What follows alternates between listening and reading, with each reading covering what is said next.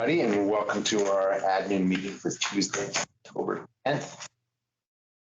Do some roll call. I will. It looks like online we have Ann Hughes, Jason Howers, Kyla Leonards, Martin Kidston, and MCAT. In 206, we have Commissioner Slotnick and Vero. We have Carrie Powers, Nancy Rattel, Brian West, Allison France, Chris Lansbury, Andrew Chorney, and myself, Annie Cathy. Fantastic, thanks. We have a consent agenda.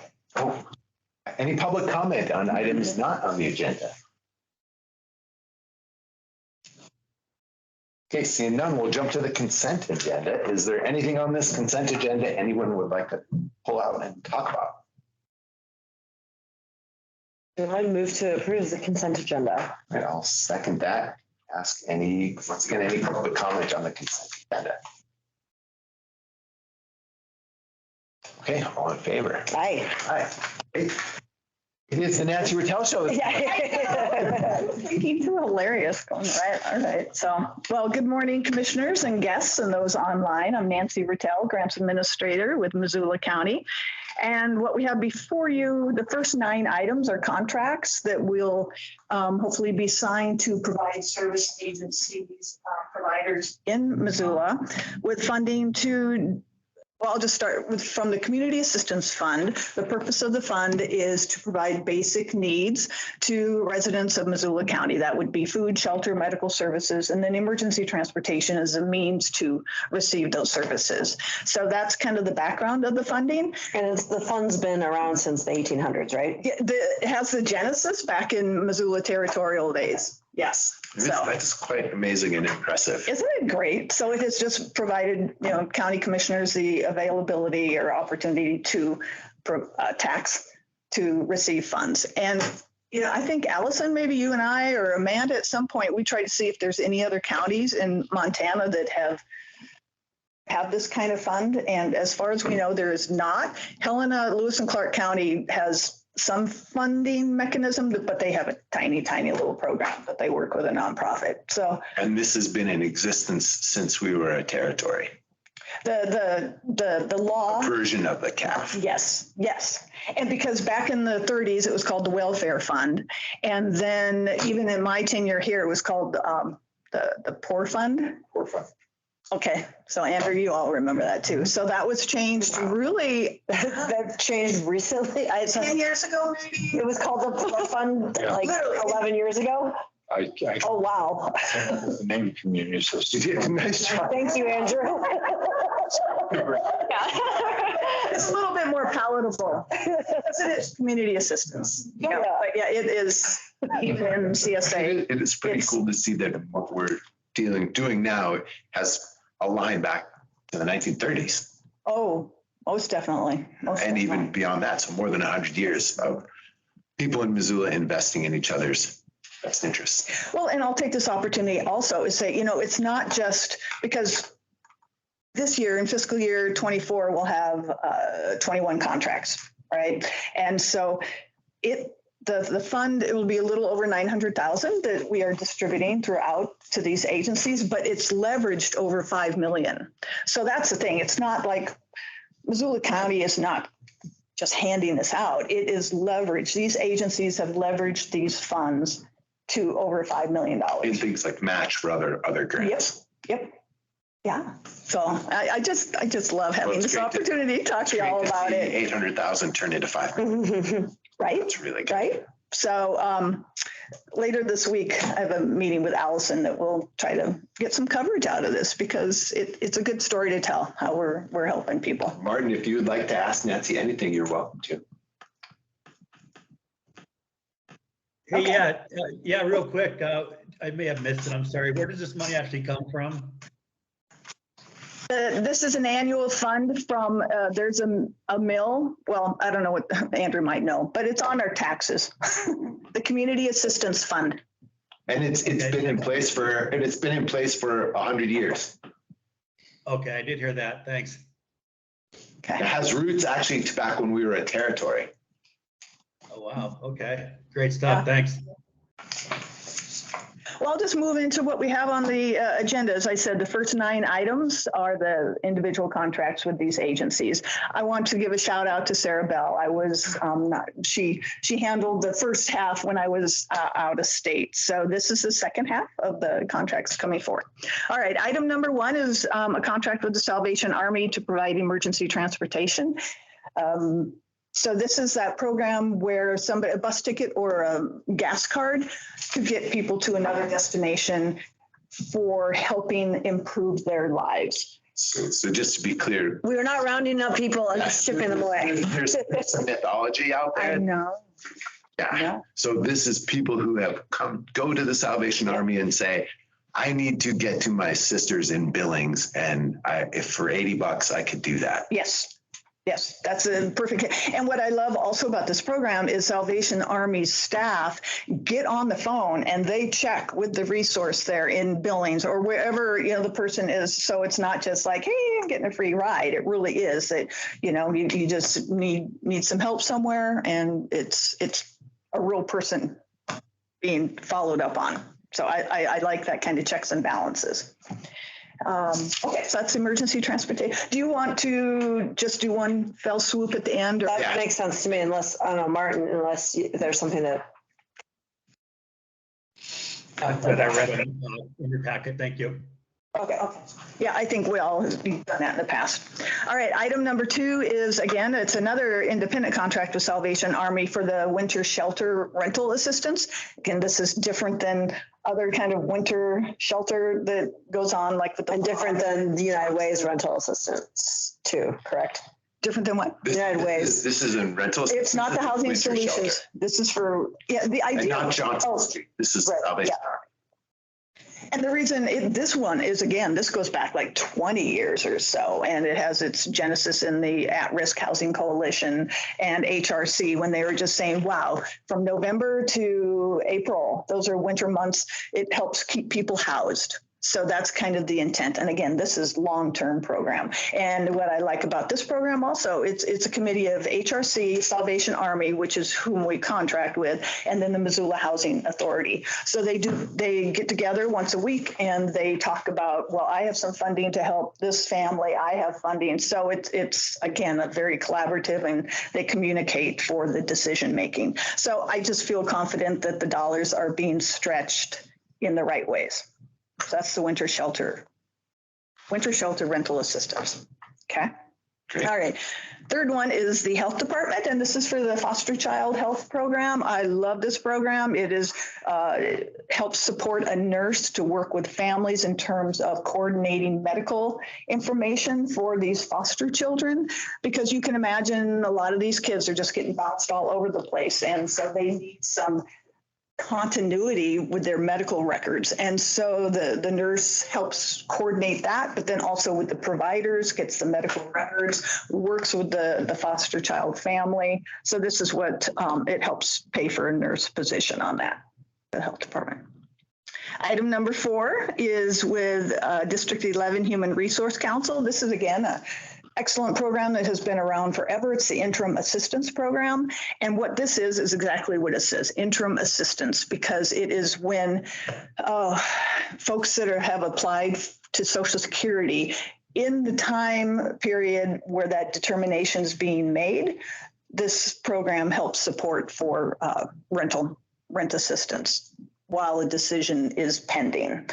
Now, what part of this program also is that, so say that Social Security says, yep, we're going to provide you with Social Security assistance, then we can apply to get reimbursed for the funds that were expended on that person's behalf. So that's kind of a different nuance.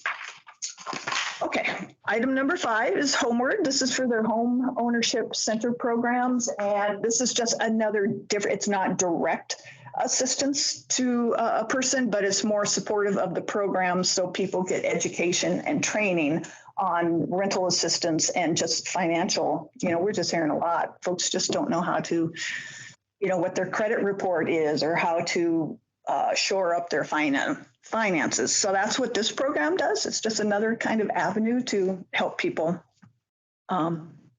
through their homeowners center programs. All right, number 6 is with Hope Rescue Mission, and this would be for the temporary safe outdoor space to help with personnel and then also water, trash, and so on. So that is that item. All righty, then item number 7 is Garden City Harvest. Oh my gosh, you know, Jean Zozel, she's got it dialed in. With this is a neighborhood farms food security project and community gardens. This funding pays for salaries as well as materials and supplies to help feed our community. And what I love about this program too is the distribution centers. It's very multifaceted in terms of not only do they grow the food, but the distribution centers and then the opportunities provided to have volunteers come join what they're doing. So this falls into the food. So you see the pattern. Again, I just kind of bring it back to the basic needs. We've got food and shelter and the medical piece of it with the foster child program. All right, number 8 is the Crosswinds Recovery. This is to support a staff position for the Director of Residency Services. And this is just a recovery center. The CEO is Stephen Ferguson, who's really very charismatic and excited about his program, but I think they're doing really good things. So this is shelter and a staff person to help guide the programs that they're There's really doing. not much else like this in greater Missoula area, sober living, which is really essential for people to be successful in recovery. Yeah, it's definitely a wraparound. And the last item is number 9, which is with United Way, and this brings to the Housing Solutions Fund. So I'll just back up a little bit with the Community Assistance Fund. It's an annual award process, but it's through a competitive application process. So we have a review committee that is staffed by staffed by me, and then a commissioner participates, and then we have citizens on that committee as well. Reads all the applications, scores them against the criteria, and then that is how we come to the resolution to bring forth to the commissioner's recommendations for what to include in the annual fiscal year budget. So this year we had 895,000 in competitive applications that were recommended for awarding by that committee. This number 9 with the Housing Solutions Fund, that 79,000 was a carryover from FY23 that was not expended. So, you know, you all had indicated that there was a need that you had heard from United Way for the Housing Solutions Fund since it had kind of dried up. So this is just a carryover from that. And that's Yeah, I'd love to speak to that one just a little bit. If you're okay. Only if you have good things to say about it. I will defer. Thanks. I'm just really excited about this one because the research out there on short-term homelessness says short-term homelessness happens when 2 things collide. These 2 things being someone's living in a place where it's very expensive. Missoula totally fits that profile. Add to that a significant financial hit. So someone is paying 70% of their income for rent and the transmission of their car has to be replaced. They're looking at, well, if I don't fix my car, I can't go to work and I have nothing. So I can't pay the rent this month. And pretty soon they're evicted and they're living in their now functional car. Being homeless costs greater society a whole bunch of money in a variety of ways. Helping somebody with $400 to $700 to absorb that big financial hit when they're living in a situation where they're spending 70-80% of their income on rent prevents long-term homelessness, which is the piece that costs tons of money and is greatly socially destabilizing. This is a model that's shown to be highly effective all across the country. Costs tons of money, and once you fall into homelessness, it is very, very, very difficult to get out of it. Prevention is way cheaper than dealing with the consequences. Yeah. So this is prevention. Sorry. Yeah. Thank you. We're very, very excited. Oh, it wasn't that just great that because, you know, Melissa Gordon, my supervisor, we were just kind of looking at the budget and what was, and it's just like, it was meant to be, I think. So they've been great to work with and get this. Martin, do you have the link to that study out of LA? But, Sorry, I don't have that. Oh, okay. Maybe we can get it to you. That United Way sent out to us. Yeah, you know, Allison knows what I'm talking about. Yeah. Thanks, you guys. It's also out there in the media, but If I describe it, I'll just be making fun of myself. So All right, well, that's really great things going on with the community assistance, and thank you for your support. oh, and Nancy, as usual, you managed such a good process. It was thorough and organized and detailed, and we have community volunteers who were really engaged, and And they're coming back next year. Well, there you go. I mean, they volunteered to put a ton of time and effort into reading a phone book thick. For those who don't know, it was about this big, and it had everybody's name and their phone number. They read through that much information. Bills both ways. No. Nancy, you did a great job managing that process, and I really enjoyed being part of it. I feel like I've learned a lot. Oh, I've moved to approve items 1 through 9. Second that, and any public comment? Okay, all in favor? Aye. Aye. Thanks. Thank you. All this good work out in the world. All righty. Thank you. Hey, Kyla, we have a couple board appointments. We do. The first one is just a little bit of cleanup from a board appointment last week. This is for a motion to move the current alternate to fill the regular member seat on the Fair Event Committee. If you remember, we had Campbell Barrett resign, which is a regular member seat, reached out to the alternate, Haley Joe, and she is interested in moving to that regular member seat. So this would just be some moving the alternate to the regular member seat through September 30th, 2026 to the Fair Event Committee. I move to appoint Haley Joe Bergstrom. I'll second that. And do we have any public comment on this? Okay, all in favor? Aye. Aye. Thanks, Haley, for stepping up. Campbell will be missed. Yes. So the second one we have before you is for the Animal Control Board. We had the current member, Paige Vinton, resign, leaving that seat vacant. We had one new applicant, Nicole Sedlak. I did reach out to Holly at the Animal Control, and she said that she would be more than happy to accept Nicole and would like to have her on the board. So this is to appoint Nicole to fill the remainder of the seat, which is actually only through December 31st of this year. So we'll also reappoint her to a new 2-year term starting January 1st, 2024 through December 31st, 2025 to the Animal Control Board. And we have to do that again in January, or we can't do that at this meeting? That's why we're doing that at this meeting. We're appointing her through the end of the term through 2023, and then also reappointing her to the January new 2-year term, just because of the short turnaround time. Okay, do we need to write that in there? You just need to include it in your motion. Okay. It's not written on our packet, but okay.